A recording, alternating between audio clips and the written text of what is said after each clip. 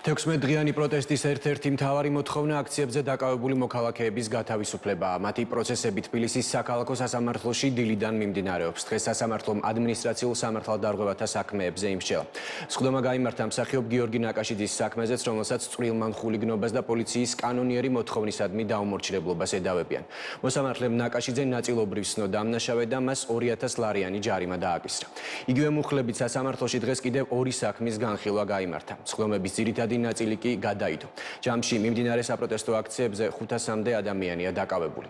ხატია ჯამალაშვილი მუშაობს საქალაქო სასამართლოში და ის ახლა პირდაპირ ეთერში გვერდება. ხატია, საინტერესოა, რა შედეგით დასრულდა დღევანდელი სასამართლო პროცესები.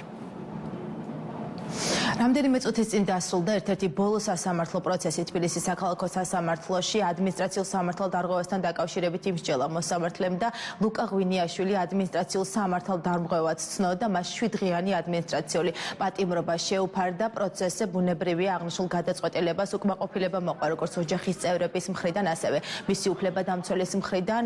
სხდომის შემდეგ მისმა უფლებადამცველმა ეკა ქობესაშვილმა ჩვენთან კომენტარი გააკეთა და განაცხადა, რომ ლუკა ღვინიაშვილი იმყოფება უკანონო პატიმრობაში, იქიდან გამომდინარე, რომ საქმეში არ არსებობს რეალური მტკიცებულებები, არის მხოლოდ და მხოლოდ პოლიციელთა ჩვენებები, რაც არ ქმნის რეალურ საფუძველს საქმეში. ასევე ეკა ქობესაშვილის განცხადებით, ლუკა ღვინიაშვილს გამოძიება ედავება პოლიციელის კანონიერი მოთხოვნისადმი დაუმორჩილებლობას, თუმცა ლუკა ღვინიაშვილი მხოლოდ და მხოლოდ იმიტომ გაიქცა სამოქალაქო ფორმაში ჩაცმულ პირებს, რომ მას ეგონა, რომ რაღაც საფრთხე ემუქრებოდა, სწორედ ამიტომ ის გაიქცა და საპატრულო პოლიციასთან მივიდა დახმარების თხოვნით. რა დროსაც ის დააკავეს. ეკა ქობესაშვილი აცხადებს, რომ ლუკა ღვინიაშვილი არის ფოტოგრაფი, ის აქტიურად მუშაობს აქციებზე და საერთაშორისო მედიას აწვდის მასალას, სწორედ ამიტომ მას გონია, რომ პოლიტიკური მოტივები აქვს აღნიშნულ საქმეს. დღესვე კიდევ ერთ საქმესთან დაკავშირებით, თეიმურაზ ბეჟანიძესთან დაკავშირებით იმსჯელა თბილისის საქალაქო სასამართლომ და სიტყვიერი გაფრთხილებით შემოიფარგლა ამ შემთხვევაში მოსამართლე. მას გამოძიება ედავება პოლიციელის კანონიერი მოთხოვნისადმი დაუმორჩილებლობასა და წვრილმან ხულიგნობას. ის 29 ნოემბერს ჭიჭინაძის ქუჩაზე აქციის მიმდინარეობის დროს დააკავეს. როგორც მისმა უფლებადამცველმა ალაშა ტყეშელაძემ სხდომის დასრულების შემდეგ ჩვენთან განაცხადა, დღეს სასამართლოზე მისმა დამკავებელმა პოლიციელებმა მისცეს ჩვენება და ეს იყო გარკვეულწილად სრულ ჩვენება, როგორც ალაშა ტყეშელაძე აცხადებს. ის პირი, რომელიც აცხადებდა, რომ სწორედ მან დააკავა მისი დაცვის ქვეშ ყოფი პირი და ის ყოფებოდა მთელი ამ პერიოდის განმავლობაში მასთან, ფაქტობრივად ალაშა ტყეშელაძის განცხადებით აღიარებს იმას, რომ მან აიღოს ხვისი დანაშაული თავზე, საკუთარ თავზე, რადგან თეიმურაზ მისი დაცვის ქვეშ ყოფ პირს ფიზიკური დაზიანებები აღენიშნება, როგორც ტანის არეში, ასევე მას აქვს ნეკნების მოტეხილობა, ტვინის შერყევა, ამიტომ ალაშა ტყეშელაძე ამბობს, რომ სავარაუდოდ ადგილი ჰქონდათ სრულ ჩვენებას და გედედეს მიერ იყო სწორედ დაკავებული მისი დაცვის ქვეშ ყოფი და სწორედ ეს დანაშაული აიღო აღნიშნულმა შსს წარმომადგენელმა საკუთარ თავზე.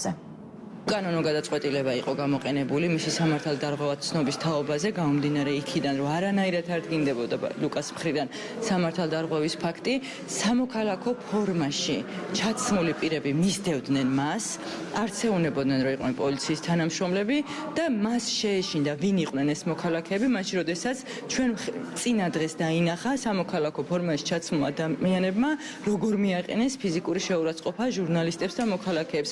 მან იფიქრა, რომ ესენი იყვნენ ეს პიროვნებები და ჩასაფრებულები იყვნენ მასთან, რომ ეცემათ და გასწორებოდნენ ფიზიკურად, გაიქცა და მივიდა პოლიციასთან და ითხოვა დახმარება და ზუსტად ამისთვის ცნეს ის სამართალდარღვევა. იგი არის ფოტოგრაფი და აქციის ფოტოებს აწვდის ამ უცხოურ მედიას და ზუსტად აქედან გამომდინარე ხდებოდა მის მიმართ თვალთვალი და მისი დაშინებისთვის მოხდა მთელი ეს საქმე. თეიმურაზ ბეჟანიძე დაკავებული ყვა 73 მუხლით და 176 მუხლით. ეს ადამიანი მაგიტო ვერ გადაიყვანეს თავის დროზე იზოლატორში, რომ მას ქონდა მრავლობითი დაზიანებები, ქონდა ტვინის შერყევა, ასევე ნეკნი ქონდა ჩალეწილი. პოლიციის თანამშრომელი, რომელიც შემოვიდა, მან თითქოს აღიარებითი ჩვენება მისცა, რადგან მე დავაკავეო, დაკავების პროცესშიო ჩემთან იყო, მთლიანად ამ დროის განმავლობაშიო და შემდეგ უკვე გადავიყვანეს საქართველოში და შემდეგ გადაიყვანეს საავადმყოფოში. იმდენად არც აინტერესებდა დაზარალებულის პოზიცია. ხო ერთი მხრივ კი არ დაგმო მოძალადის მაგალითად ქმედებები, არამედ დაიბრალა,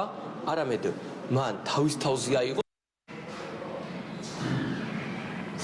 ნაწილობრივ ადმინისტრაციულ სამართალ დამრღვევა ცნო მოსამართლე ნინო ენუქიძემ მსახიობი გიორგი ნაკაშიძე, რომელსაც 200 ლარიანი ჯარიმა დაეკისრა, მას გამოძიება პოლიციელის კანონიერი მოთხოვნისადმი დაუმორჩილებლობასა და წვრილმან ხულიგნობას ედავებოდა. მოსამართლე მიიჩნია, რომ წვრილმან ხულიგნობასთან დაკავშირებით არ იკვეთებოდა რეალური საფუძვლები და ამიტომ ამ ნაწილში წარმოება შეწყვეტა საქმეზე, რაც შეეხება დაუმორჩილებლობას, სწორედ ამის გამო დააკისრა მოსამართლემ გიორგი ნაკაშიძეს 200 ლარიანი ჯარიმა. ის აქციებზე 3 დეკემბერს დააკავეს, როგორც გიორგი ნაკაშიძე აცხადებს, საქმეში რეალური მტკიცებულებები არიდო და არ იყო მოტივები ამ ჯარიმის გამოყენებისაც. დღევანდელ სასამართლო პროცესს ესწრებოდნენ როგორც გიორგი ნაკაშიძის ოჯახის წევრები, ასევე მსახიობები, რეჟისორები, ერთ-ერთი მისი კოლეგა და რეჟისორი ზურა გეწაძე გამოიკითხა დღეს მოწმის სტატუსით სასამართლო პროცესი, ასევე გამოიკითხა შინაგან საქმეთა სამინისტრომ მისი 2 წარმომადგენელიც.